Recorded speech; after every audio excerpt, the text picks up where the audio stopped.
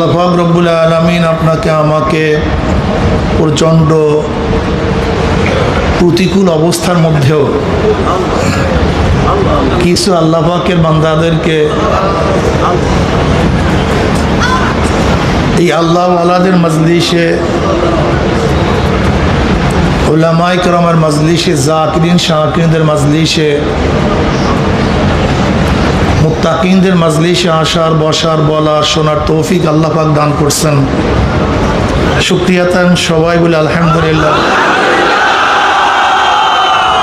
এই বছর তো এরকম অবস্থা, মাহফিল করব কি করব না, বিভিন্ন প্রতিকূল অবস্থা, বিশ্বের মধ্যে যুদ্ধ, রমজান মাস, প্রচণ্ড গরম, অর্থনৈতিক অবস্থা, মানুষের ফসল কাটা, অনেকগুলি। এরপর আমাদের 5 ঔষধ বাদ দেওয়া যাবে না। ঔষধ সবাই পালন করতে পারে নাই, কিন্তু কেউ পারবে না, ব্যাপারটা এরকম না। আমাদের শায়খগণ বলতেন চরমোনাই মাহফিল হলো ব্যাটারির চার্জের মতো। যেমন ব্যাটারি ব্যবহার করতে করতে চার্জ শেষ হয়ে যায়, আবার মাঝে মাঝে চার্জ করতে হয়।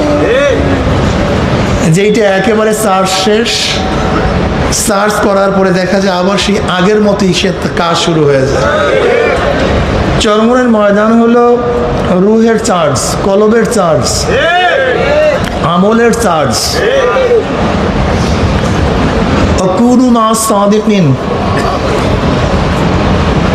এখানে সাদিকিনদের সাথিত্ব গ্রহণ করা, আল্লাহ ওয়ালাদের মাজলিসে বসা।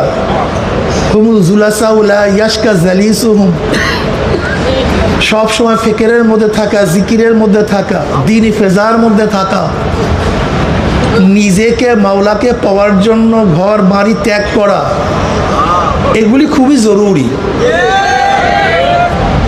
আলহামদুলিল্লাহ, অনেকের কষ্ট থাকা সত্ত্বেও চলে আসছে, আবার অনেকে আসতে পারে নাই।